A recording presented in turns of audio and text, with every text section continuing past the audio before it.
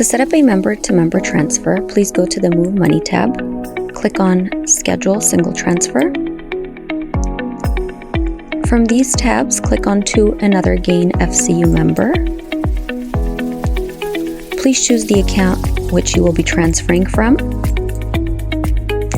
At this time, you will need to add a new recipient by clicking the plus sign.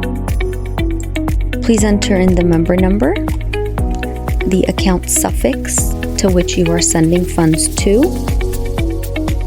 and the account type.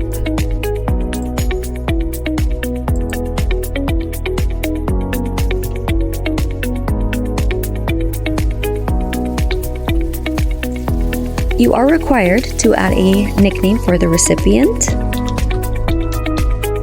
Once you have done so, click Save and Fill. Once you have added a recipient, go ahead and enter in the description of the transfer. Enter in the dollar amount you wish to send, the frequency of the transfer, the period, and the date you wish for the funds to be received by the recipient. If you want this to be a recurring transfer, you do have the option of selecting when you wish to stop the recurring transfer. Click Transfer to continue. At this time, please make sure you review all the information to ensure it is all correct. Once you have done so, click Transfer.